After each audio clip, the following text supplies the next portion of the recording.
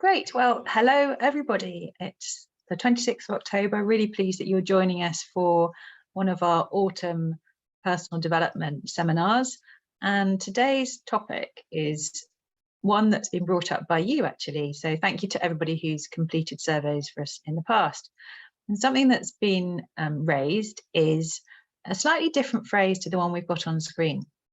People have been asking about how to maintain a work-life balance. And we're going to take a slightly different take on that today and look at work-life harmony. And I'm joined by Ross McWilliam, who many of you probably know already from Mindset Pro, who's been running our mental fitness sessions most months. I'm Jenny Pelling. I'm the Director of Apprenticeship Development and Diversity. And together, Ross and I will take you through this topic. And I'll just hand you over to Ross to introduce himself whilst I look for the results of that question you've been doing for us. Good, that's a good teamwork. I like that, Jenny. It's great to be here. I love the numbers. We've got some really good consistent numbers. And like lots of people, I'm just talking to Jenny then, you know, we're all sort of juggling stuff around, aren't we? And it's, you know, I'm in the midst of that as everybody else is. So it's great to be talking about something that's very topical. And you know, just as we get started, I want to make sure everybody's comfortable with where we are today, and you know, ask questions. We'll answer them hopefully during the session. If we don't, we'll answer them afterwards. You can send emails to Jenny or myself and anything that's really bugging you. We want you to leave this session feeling, you know, energized and remotivated and refocused. And we don't want to overwhelm anybody and make people feel like the things aren't quite right for them. So we want to make you feel safe. Jenny, do you want to go through some of these answers then? Yeah, so thank you for doing that quiz. The thing that's coming up most of all is motivation, pressure, and workload. Those are the top three responses we've had. But you can probably see on the screen, people have put prioritization, sleep, societal pressures, health concerns, conflicting demands, teamwork. You can see there's a whole lot of entries there, but a kind of sense coming through of being tired and feeling stressed and a lack of support as well. So I'll stop sharing, Ross, and we can pick up on those themes. Yeah, well, first of all, yeah, there's those three main ones, that motivation being the driver there. But what struck me as well is that there's many different reasons of things that people experiencing that's really affecting them at the moment. It's trying to get that balance right. And it wouldn't surprise you to say that there's some interconnection between these as well. And you know, sometimes we beat ourselves up on motivation. We should be motivated. We're in a good organization. We're learning to improve ourselves and take qualifications. But it varies, and it varies for different reasons. So my first thing about motivation is, don't you beat yourself up if it's a bit low on certain days or a few days back to back. It can be something that comes and goes. But if you align yourself to your values and your beliefs, that you want to take something out of your learning and give back to the world, it's always a good place to come from. And let's not beat ourselves up, because it's often the case that the biggest threat to your success is yourself. And that self-sabotage is something that can happen very obviously or very discreetly. And we're not aware of it sometimes. And so give yourself a pat on the back. Motivation is not 100% all the time. And it's very much tied to willpower. And I've read a lot of books on willpower over the years. And there's a guy called Tierney and Baumeister, and they talk about willpower being absolutely finite. You can't have unlimited amounts of it. So sometimes we need to recharge, and the willpower and the motivation in this case comes back. So don't beat yourself up. It will come back as long as you've got the other things we've talked about in well-being. You know, some of the obvious things like sleep, diet, and exercise, they always play a good foundation for us when we want to be focused on our academic or our work business.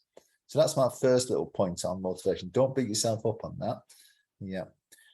Okay, do you want to ask me a couple of questions, Jenny, or do you want to get into the presentation? Yeah, well, let's have an opening question and then we can dip into the presentation, can't we? So yeah. I suppose my question is, you know, why are we phrasing this as work-life harmony when in the media and everything that, you know, you hear about, people talk about a work-life balance? So tell us a bit more about that, Ross. Well, I can't take credit for this. I follow different people on social media, and one of them is called Jeff Bezos. And he used to be the richest man in the world. Then he got divorced, and then Elon Musk came on the sidelines and overtook him. So, but he's up there, probably top 3. And I look at what he says, and sometimes he talks about some really simple facets of life. And he doesn't like the work-life balance statement, because when you say the balance, it's like you've got to gain one, but by getting one, you lose the other. So he talks about harmony, where if you're working well at work, you're doing well at work, it shouldn't compromise, that's a good word, lessen our home life. They should feed into each other like a symbiotic relationship. And I think people, consciously or subconsciously, you know, trying to get this balance right, and that's the word he doesn't like, is it's actually fraught with problems because it doesn't work. Now, I think language is very powerful. And when you harmonize your homework with your work in your office there with Kaplan, I think it's a great way to set your mind up to think, right, we're not going to lose out here on this. So that's that first point, the harmony. We don't do the extent of one benefit and the other losing. He says, if you want to know if you've got your life in harmony, and say you're walking in the office somewhere, so people know you, you walk in the office, you walk around the corner, people are not, they don't see you at this moment, then you walk around the corner, they see you. If, and this is what Jeff Bezos' words is, if when people see you, the first reaction is that, wow, there's Jenny Pelling, wow, it's a sign that you've got things in harmony, that you're not stressed or rushed about, or you've got time for people. So the immediate reaction is someone lights up when they see you. And then one of the reasons they light up when they see you, because you've got time for somebody else. And when you engage with people and you've got time for somebody, that's always a good sign. You've probably got the harmony going on. And it's an interesting question, that. And you can be the cleverest person in the world, but if you haven't got time to engage with people, people's perception of you could change. So that's an interesting one. It sounds like a really early indicator, doesn't it, that something's out of kilter, that isn't in harmony. If you can't convey that yourself, or if people are picking up that signal from you anyway, that they can, often we can detect things in others possibly sooner than we notice them in ourselves as well. That's a really good point. We don't know ourselves as well as our friends know us. Our peers, our peer evaluation is more accurate than ourselves. Robert Burns, I quote a few old people at times, and this guy, he's been dead a few hundred years now, but Robert Burns talks about if we could see ourselves as other people see us, and we don't. We just see this image of ourselves from our own self, but it's flawed because we don't see how we interact with the world. We only see our one view of that. So this measure of seeing somebody for the first time, and they probably light up because you've got time to talk to them, to listen to them. And that means that you're not being distracted by something at home or something at work. You've got time to give. So that's a great way of summing it up. You've got time to give. And if you've got things in harmony, you've probably got time to give. And I've worked with a lot of professionals over the years, originally in education, but now more in the corporate world. And when I was in the schools, even the sharpest senior leaders often would quote me, I've got no time, I just can't do this. Well, something's not right. And if you're doing that all the time, then it could be dangerous, you know, on some levels. Well, shall we delve into that a little bit deeper? And whilst we're talking, everyone, please do add some comments in the chat, whether that resonated with you or you've got a different take on things. So just kind of add to the chat on that. And Ross, one thing I'm really conscious of is that, you know, our apprentices at Kaplan have a lot going on. You know, everybody's got a busy job. Of course, they're making time for study, they're developing knowledge, skills, and behaviours. And there are other things going on, as there are for many. And what's come through is some of our learners who have additional responsibilities, caring responsibilities, they've got their kids to look after, elderly parents, are finding this work-life harmony really challenging at the moment. And somebody said on our initial quiz, you know, societal pressures as well. So that probably has a bearing too. So can we have a look at this as well from the lens of people who've got additional responsibilities outside the apprenticeship and outside the job, and that's contributing to this feeling of being, you know, in disharmony, really? Yeah, obviously we can't talk about individual cases, we don't know specific details, but in a broad lens, there is some things that people do in terms of the type of extra additional responsibilities, and that frequency, duration. We often talk about when things are getting disharmonized. What I would say to people is that sometimes, and I've noticed this myself, when people work in, for instance, caring professions like nurses and care homes, they can give a lot of themselves to the workplace, and then they leave nothing for themselves. And I think the same principle applies to people who are juggling. Sometimes you're juggling things, and all of a sudden you might be able to give something to, in this case, we're talking about our workplace now, to give as much as you'd like to, because you're being pulled and pushed in other directions. So the first thing we talk about when we talk about change is that awareness. Okay, so if you're not aware of it, you can't make a change. So just be aware of exactly what you're doing, and ask yourself, when you've done that, am I doing it, this frequency, intensity, and duration? Am I doing it too frequently? Is it too intentionally? Is it going on for too long? And it may be then, when you've got that position there, when you're aware exactly what's happening in your life, do I need to alter some of these variables, that frequency, intensity, and duration? So an example might be, I just need to drop this for a period of time, if that's possible, to give me not just time, but a more of a harmonized approach to my life at the moment. Because often we can juggle a lot of things, but at some point we're going to drop the ball if we don't look at this continually and start evaluating it. Is this going in the wrong direction for me? Is it something I can cope with longer term? If those questions you can't answer yes to, then it's better being smart now, stopping some of those things, or reducing the intensity or reducing the frequency, so you just feel a bit more that you're in kilter. Now, I don't know exactly what people are going through in the other parts of life. I can have a good guess, family commitments, maybe a second job somewhere, maybe an elderly parents or grandparents. And these can really drain us emotionally, besides that time component emotionally. And we feel then, when we've done these, I won't say duties, I want to say that, but these nice responsibilities, then we feel we have nothing left over them. And this is where Jeff Bezos talks about this lack of balance. So this is why harmony is important. And it only starts with you. Self-awareness, identify what's giving you the most angst at this moment in time, and maybe alter the variables of frequency, intensity, and duration around each individual part of them. Yeah. I hope that sounds too generic, but I think a lot of evidence that that does work.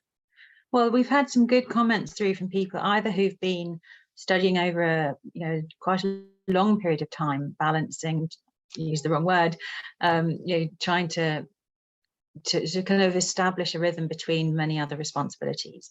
We've got somebody who's on their first module of a course, but working full time and looking after a child, so wants to learn how to balance there. And then somebody's asked a really good question: do we focus on doing less or learning to manage everything better? So that's linked to what you were just talking about.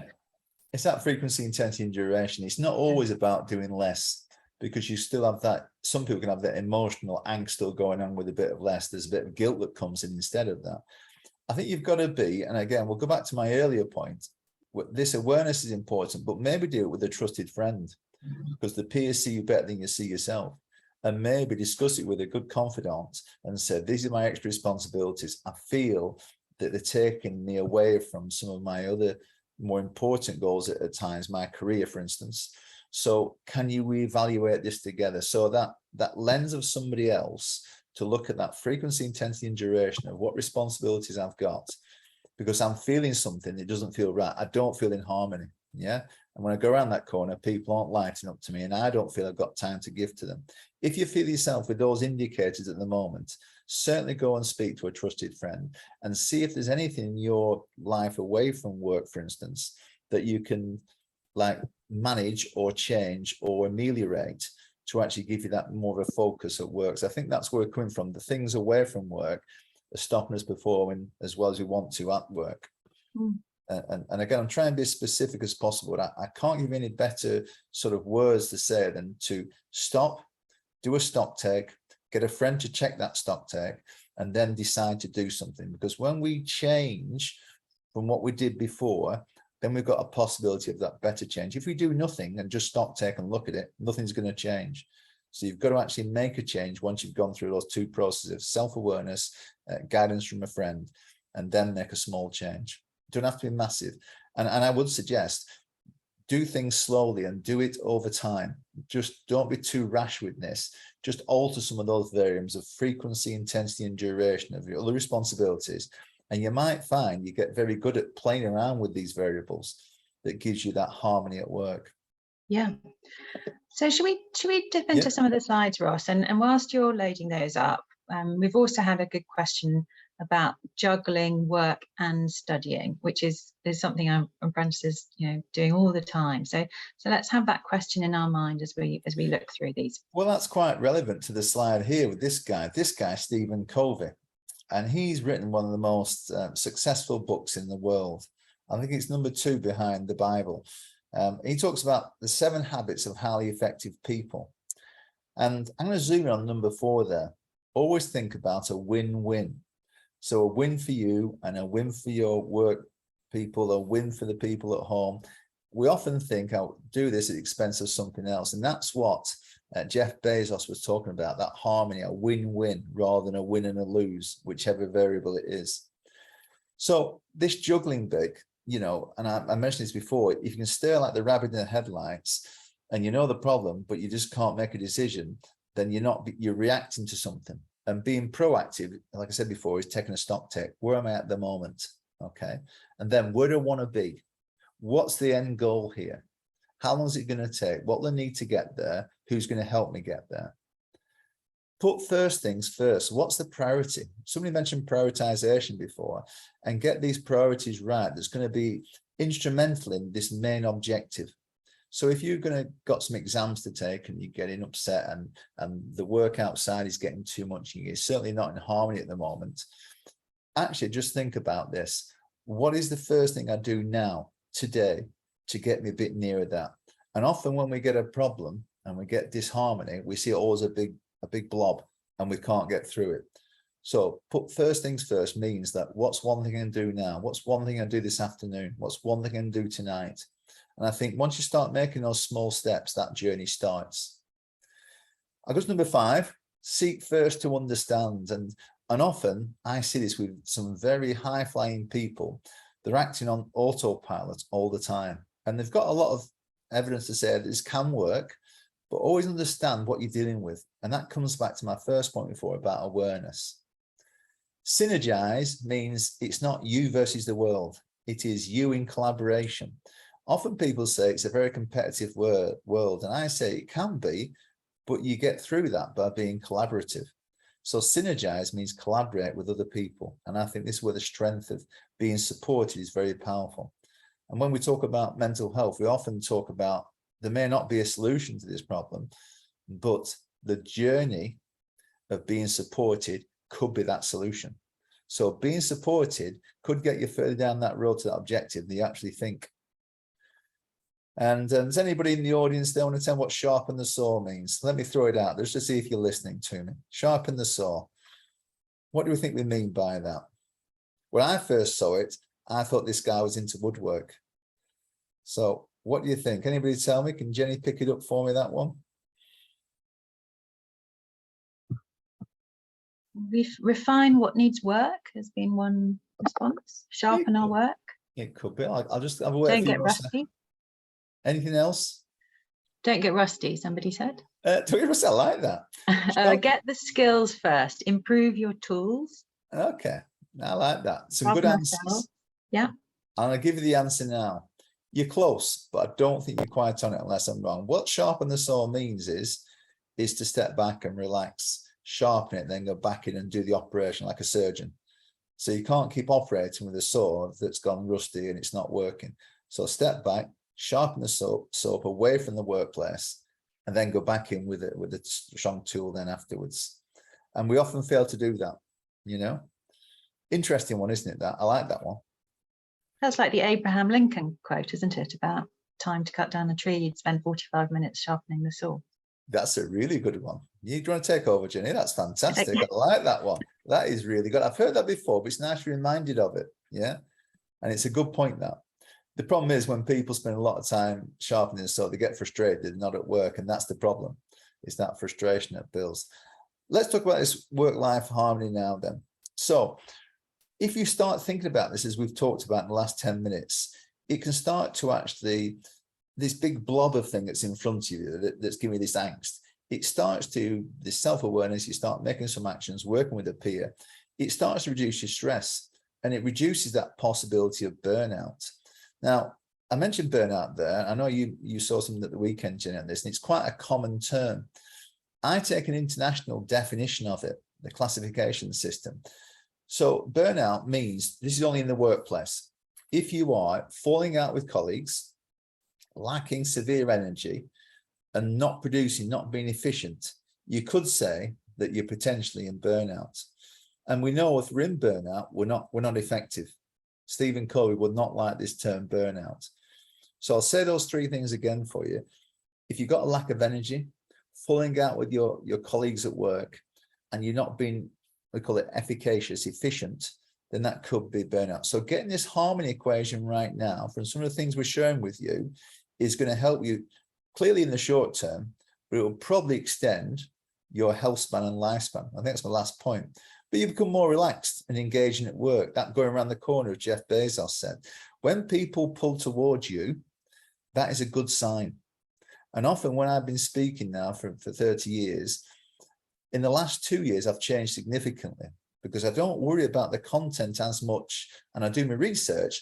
I worry about people being with me, and I make them safe, and I listen to them. I engage them. I'm constantly taking the temperature of the room. And that's something that I'm really keen to do. And that pays dividends when the learners become engaged.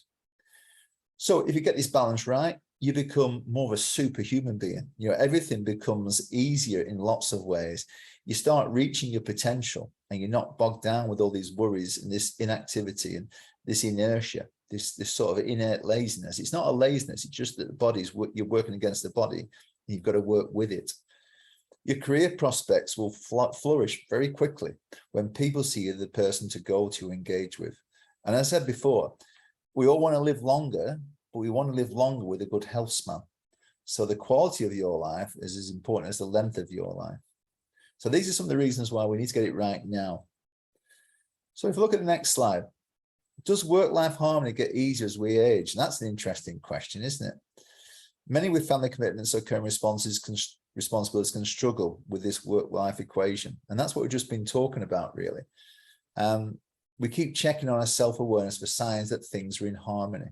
Okay, and we've talked about some of those signs already. Keep checking. It's always a good exercise to use a trusted friend, again, those peers, if we're putting too much time and emphasis into one area at the expense of the other. And often we care for others at the expense of our own well-being. And many, many people I know, they care too much, not for people, sometimes for work or projects, and they just overspend, they overreach. Just be careful you're not falling to that. And I've got an interesting slide coming shortly. I'll talk about this in a second, but an interesting slide talking about how the brain works under pressure.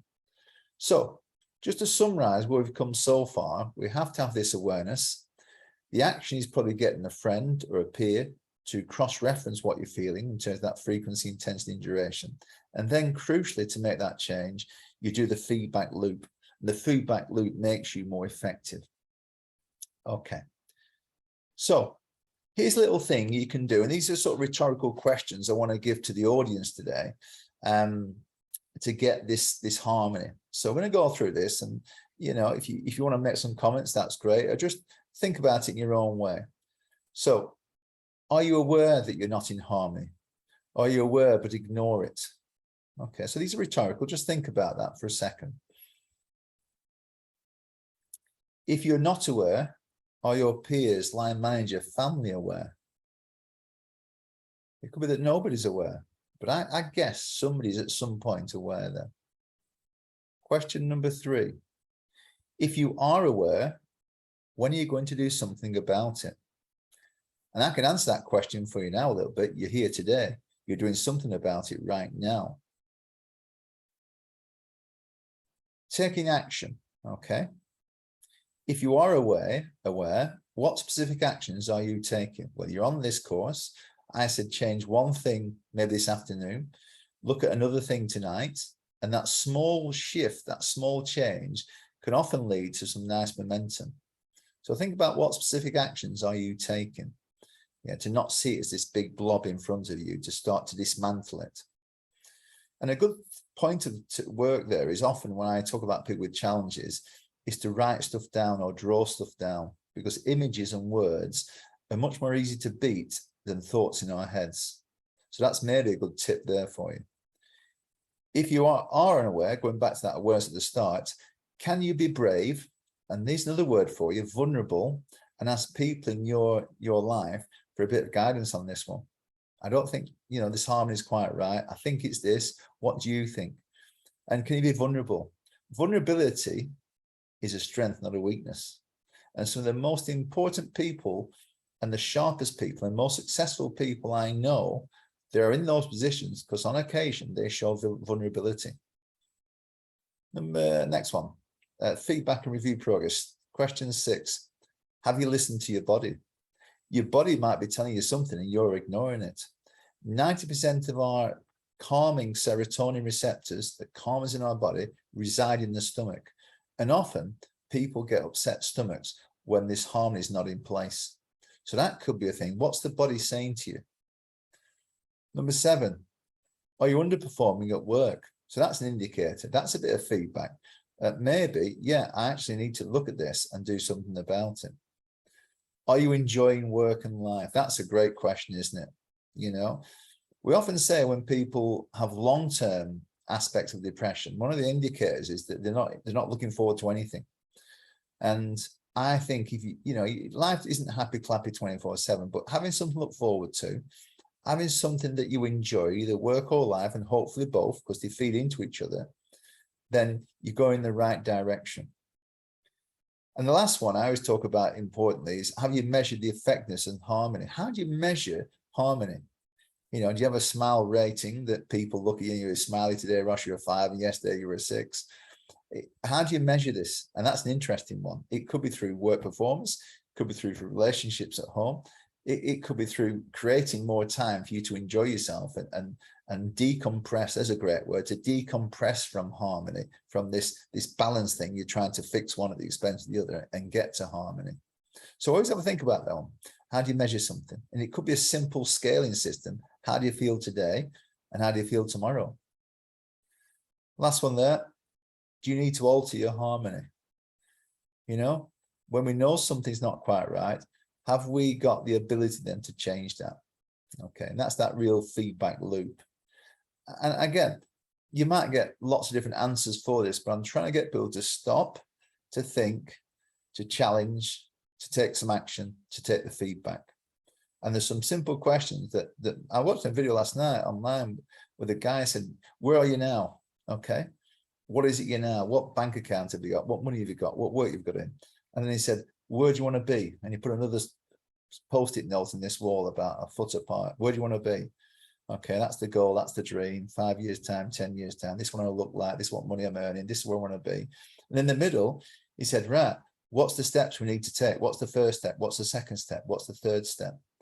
And those steps will change, because one step means you might not go to your second step, you might go to your third step. But as long as you identify them and are willing to be flexible, then you've got a great chance of getting on that journey towards that ultimate goal. And you know, one of his overriding things this guy was talking about last night was don't make it complicated.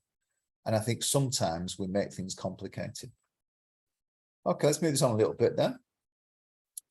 So some of the things here we talk about, changing up routines. Okay, so to get that harmony back in again, leaving work a little earlier on a certain day to pursue maybe well-being activities. You might think, Ross, I've got no time. You're saying take time off from work. But it's very important to realize that if harmony is not working, we're not going to function as well. We need to recharge. Remember that sharpen the saw? A company I work for in London, every Friday, they used to finish at 5 o'clock. And every Friday now they finish at 4 o'clock for their happiness hour, something to recharge the batteries. So when they go in on Monday morning, they're all flying. And the work productivity has increased massively and everybody's happy with it. Leaving later on a certain day to complete a project or a task. So that's an interesting one. So you could leave earlier or leave later to complete a certain project or test. So you're trying to box off something you need to do by being very strategic. And I think it's an interesting thing. I often do this myself, leave later somewhere to get myself what I call my ducks in a row to go and do a project. I talked briefly about happiness hour, and basically dedicate an hour to yourself each day or week to focus on what makes you happy away from work. So when I get very intense, and I know I'm getting intense because my body tells me now, I'm very much more aware of picking those signs up. I do a crossword every day, and I might split it up to 2.5 hours. I've done a bit this morning, which I've won, and I'll do one this afternoon. It just slows me down, because even for 61, I'm very intense. And if I'm being honest, my body can't keep up with my mind, and it struggles a bit. Probably because I've got a few injuries as well, but I work best when I'm not on the edge. I work best when I'm just before the edge, and the crosswords pull me back a little bit from there. So for you, think of something that's going to give you a contrast. And I think my next slide tells you why that's important. We talk about these buddies, supervision. Supervision in coaching means that you could coach other people, but you might get too close to the challenge, and you need somebody else to check on you. And it's the same with us in professional life now. We're too close to it sometimes, and we have jaundiced views of the world. And that's not bad. You know, we all got a view of the world. We could all see the same thing and interpret it slightly differently. And I think that's not always the right response. We all have our own mind narrative, how things should pan out. And it's always good to have an alternative view. And this is why the pandemic on so many levels was bad for us. The main one for me was that we only had our view of the world. Don't speak to somebody, don't talk to somebody, stay on your own. That's not good for us health-wise. And decision-making processes respond poorly when we're in isolation. That's that thing again I talked about, someone to help you. Has anybody heard of the QQ syndrome? There's a question for the panel. Anybody up there, QQ, want to score some points? Not yet in there. Jenny, we're nodding, and you know it is, but don't give it away just yet. Although it does have other representation in our organisation. Quick question. Okay, I'm sure something it else can. though. Okay, let's talk about it in terms of workplace and people's response to a job in life. Yeah. Okay. Any answers? Not the one that you're looking for. Lots of answers, lots of good answers, just not the one you're looking for. Okay. Well, I've probably stretched that imagination a bit too far. Let's go on to the answer then. Quiet quitting. Has anybody heard of that phrase, quiet quitting? Do anybody know what it means? Yeah. Gemma has, a few others. Yeah. Good. So quiet quitting then means you're at work, you want to stay at work, but you don't want to give everything to the job. So you go under the radar, maybe not perform at your best, and get through a day. So you can go home and enjoy that part of your life. And that's the opposite to that work-life harmony, isn't it? You're doing one at the expense of another. I'm not saying that's wrong. And anybody, I don't know everybody's backgrounds and situations. Personally, all I can say is that when I do anything, I want to give it my best shot. And I've realized in the context of today's conversation that sometimes my best shot, I give too much. And that's a concept we're talking about, isn't it? So when people say you've got to give everything 100%, but be careful, you can wear yourself out. And we talked about burnout and just disenfranchised with the world. If you don't watch it, that burnout could end you up at quiet quitting. So you don't have to give everything of yourself all the time. And that's what I'm trying to say to people. Be strategic. Look where you're feeling good. When you're not so good, take a bit of a break, bit of a gap. Get everything in order and get that support from somebody else. Okay, some signs we're in disharmony. This will be interesting. This will be interesting. Are we putting things off and avoiding something? That analysis paralysis situation. Again, if you say that's me, don't go straight to that negative. Just think we all go through this. But the secret is to be aware of it and then to change it up a bit. Yeah, remember what I said before? The biggest threat to yourself is yourself. That's self-sabotage. Are we blaming and guilting ourselves? We should be doing more. That's what most people do. I often teach resilience. When I go on these courses and teach it, people say, yeah, I want more resilience. I asked them a question. I said, what if having less resilience made you more resilient? And they don't get it at first. And then I start to unpick it. And I'm saying, maybe we push ourselves far too hard and have this expectation we need to keep pushing hard. And that's why resilience is good. Well, I don't always think so. So blame and guilt goes with that resilience side of things. 2 H's, hopelessness and helplessness. That's a sign that we're really wobbling. That's an unprofessional term. It's a term I use all the time when we wobble. And I think people can relate to that term. Not knowing when to say yes or no. And some people always say yes to everything. Can you do this for me? Yes, yes, yes. And some people say you must say no. But I think it's a variation and a combination of the two. Poor time management, and you're not efficient at work. It's an interesting one, isn't it? That there's only so many hours in a day we can use. Dread and fear, prejudging something. This is what we call that anxiety. The difference between stress and anxiety is we're worried about something that may or may not happen, where stress is generally upon us, and stress could be a good thing. It helps us, enables us to perform. You know, if we were too relaxed all the time, we won't get the best part of ourselves out there. And again, this self-sabotage, are we depleting our self-esteem and confidence? Self-esteem literally means, what is our self-worth? Do I value myself? And to build anything on your house of success, you've got to value yourself. It's not about being big-headed, but I'd rather be on that side of the coin rather than underselling yourself, thinking you're not good enough, because everybody is more than good enough. And sometimes it just needs the right people in your life, with a little bit of work, a bit of stepping back from the work sometimes, getting this jigsaw puzzle all sorted out. And, you know, when we're working together on this together, that's a great sign for me that you're prepared to have this challenge, but hopefully today you'll pick out some of the things that work for you. And one of those things might be just stepping back a little bit. Yeah, not more. Okay, some more signs of disharmony. Have you got a change in eating, sleeping, exercise, drinking, and friendship habits? Okay, that's not always a bad thing. Okay, crying more or less. These are very extreme in some senses, but if we're getting our emotions fired up too much too often, then that's going to wear us out. Okay, and again, I mentioned before in a previous slide about stomach upsets and headaches. And recently I'm getting a few more headaches, and I'm juggling a lot of pain. And what do I do to that? I make sure my fluid intake's better. I just take it easy when I need to. I don't have as much work booked in at the moment on purpose.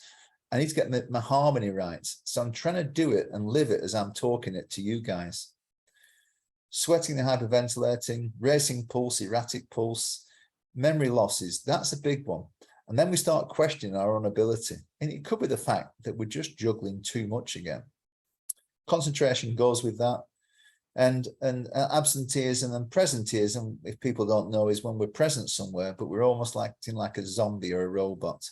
And that's an interesting thing to look out for, and taking longer to recover from illness. I want to show you this next slide. This one I've been hinting at for about 2 or 3 minutes now. And I showed this to a group of Year 9 pupils last week. And when I put it on the screen, it went really quiet. They like the colors, okay. But secondly, they like the concept that people talk about a left and right side of our brain. And the left side is very analytical, numbers, language, logic, working things out. And I guess in accountancy, that side is like going overtime. Yeah, you've got a natural ability to it. We've got, it sounds really strange thing to say, but at age 120 days, we have 100,000 billion neurons in our brains. Yeah. And as we go through life, we start reducing down so we don't use them. And the synapses that fire between these neurons, they start getting better and more efficient in areas that we're interested in. So if you've got a natural ability for accountancy, it's on this side. Now, if you don't use your right side and relax and recharge this side, you'll just wear out all this natural expertise you've got going with this analytical accountancy side of things. So to make yourself even, I'm looking for the right words now, it's not necessarily sharp, but more effective at work in your area of expertise, you've got to sharpen this saw and have some quality downtime. Let your creative mind go at it. And I'll give you a silly example. When I start my crosswords off, I go at it and I very rarely finish them at one go. And the more I try to force it to get the answers, the worse I become. So I put the crossword down, I come back about half an hour later, and almost invariably, within a minute, I've got one of the clues I've struggled on for a long time before. Because that brain's had a chance to relax, the other side's come in, and I'm thinking in different ways, what could that clue mean? And I think this principle applies to people's work as well. If you think it's all about more, harder, longer, faster on this left side of your brain, you'll get some success. But if you don't do the recharging, you'll never reach your potential. And that's a very strong point to make on that. Okay. Right. We're going to play a bit of bingo, Jenny. Yeah. I don't know if this will work, but I'm willing to have a go. So I want people where you are now just to get a little bit of paper and make 9 squares for me. 9 squares. We've got a bit of time. We've got a few minutes. It's nice, but put 9 squares in. Then I want you to put, like this here, some of your things for well-being. Okay. So is it watching box sets, exercise? These are mine, by the way.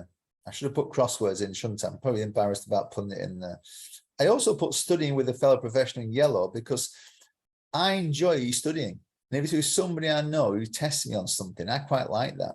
So well-being doesn't always have to be a complete and utter break from something, but in a different format. And I think the different format's a cute way.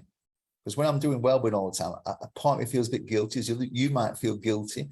So I slip in one where I'm doing a bit of personal work with somebody else. Or it could be like, instead of reading an academic book, I watch a little video.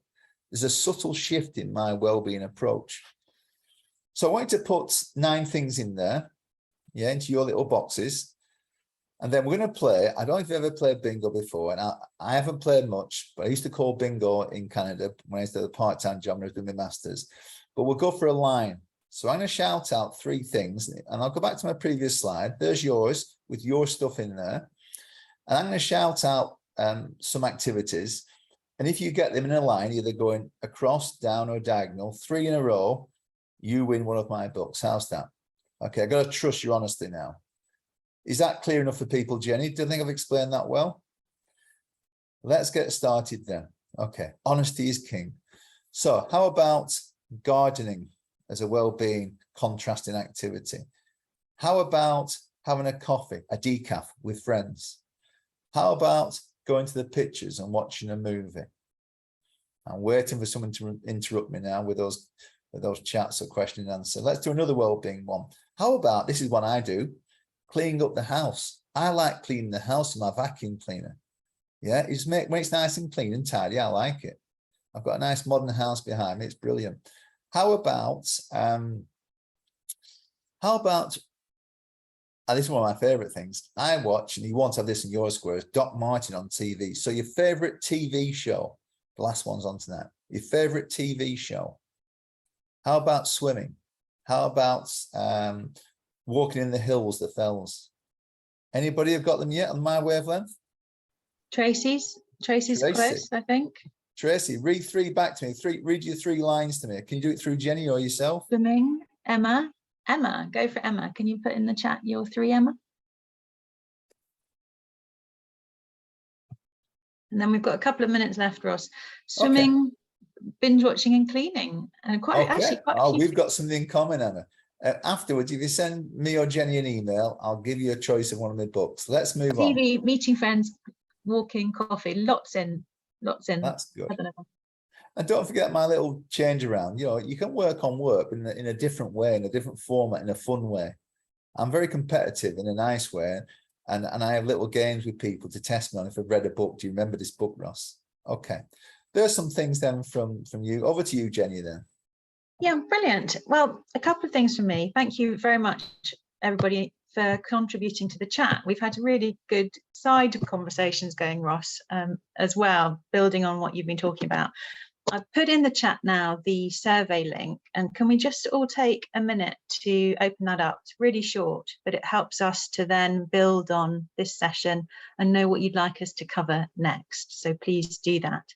Don't forget, everyone, that there are lots of support and resources for wellbeing and mental fitness on the Kaplan website and through your talent coach on Learning My Way. And safeguarding concerns, obviously, do raise at safeguarding@kaplan.co.uk. Ross, as always, we've learned so much from you, and I think sharpening the saw has resonated with a lot of people. That phrase has been going on, so we'll work on that, sharpening our saw in all of those ways to try and restore our work-life harmony this weekend. So thank you, everybody, for joining us. Ross and I will stay on for 5 minutes after I stop the recording if you've got any other questions. We're going to somebody's asked about tomorrow's course on that's on preparing, dealing with kind of general pressure of exams and assessments. So that's on Eventbrite too. So if you stay on at the end, I'll put the link in the chat for you. So wonderful. Thank you very much, everybody, for joining, and we hope to see you tomorrow or at one of our future events. Cheerio. This morning with Ross and Jenny, I like that. I'll just stop recording now. Oh, you're welcome, everybody. It's really great to have you with us. Yeah.